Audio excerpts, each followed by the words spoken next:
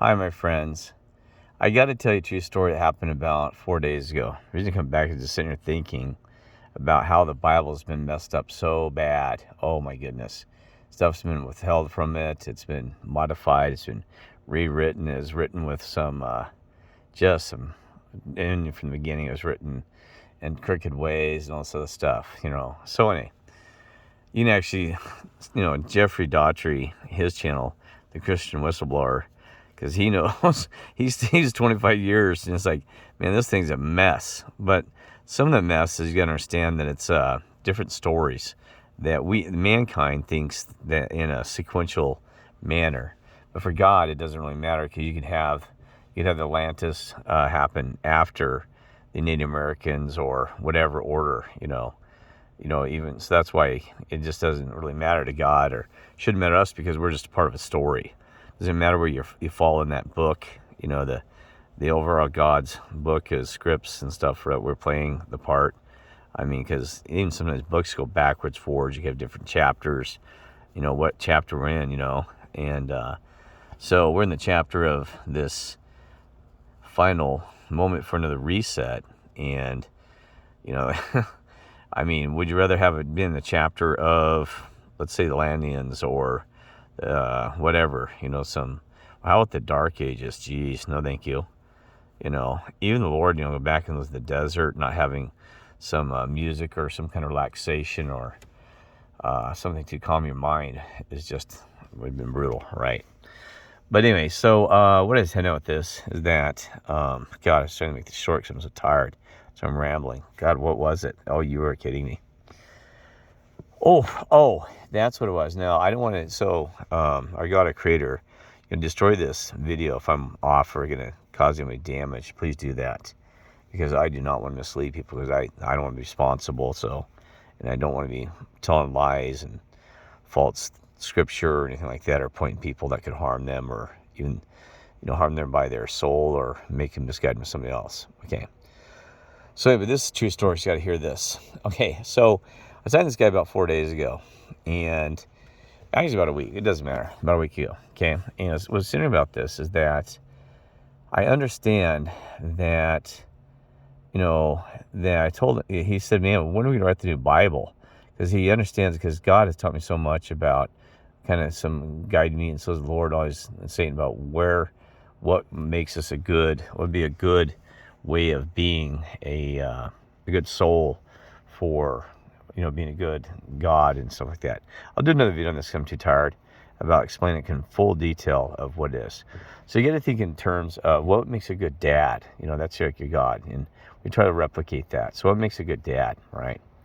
Well, a dad, protects his children. He encourages and provides them support, and sometimes he steps back and lets them go out wandering the world outside the house and meet all evil people on the street, and then he comes back and he learns about all these different things out in the real world. You know what I mean?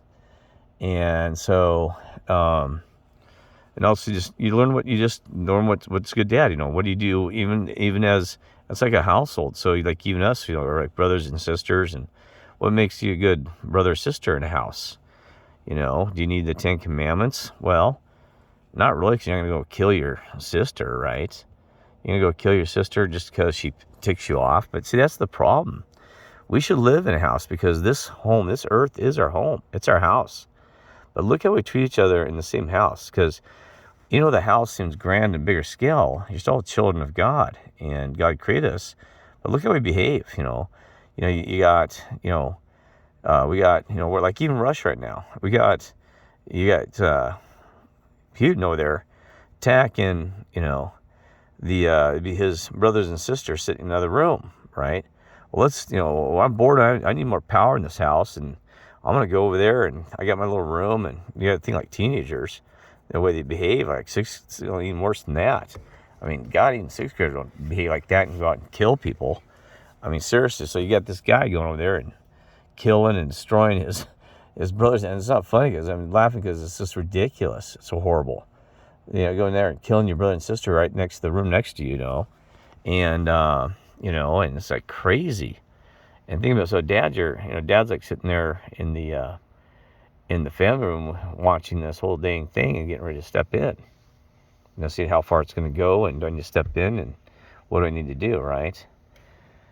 And there's the issue. And then you got, all the Sally's being naughty to Sue, and I want her stuff and stealing from the other bedroom. I'm going to take her crap and not tell her. I'm going to hide it. And I mean, just like a bunch of children, And so it doesn't even matter. So we're all in this house, and that's what we But what makes a good house, good brothers and sisters, just behaving and being respect and keeping your music low and not being naughty to everybody else in the house and working together.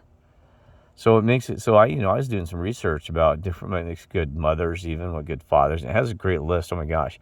You could actually write a Bible on the stuff. And it's like, these people have written this about good behavior, because, there's some techniques about being proper way of handling things and stuff like that is in the Bible, even, that some of these people have written. So I was telling this guy about that philosophy that, I said, we need to kind of be more like members of family, where we're not making fun of somebody, cussing people out, and, treating each other like garbage in this world, right? And so I tell him about what we behave like a good family, like we're all together, that the world is just our extended family from we all live in the same house, the house called Earth.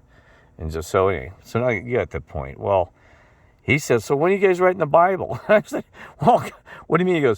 He goes, boy, I'm getting tired of reading this horrible monstrosity Bible. You could tell he was a background in Christianity and stuff. He's like, another, read probably some other things. He goes, so when are you guys writing that new Bible? And I'm like, well, no. I said, wait a minute. I just tell him that's the way we should behave. I didn't say we're going to turn that into a Bible and put it in Scripture and start handing those out. He goes, well, and I just even said, well, so you want to join us? And he's like, well, I don't know. And anyway, he goes, that sounds like a good dang religion. And I was like, it does.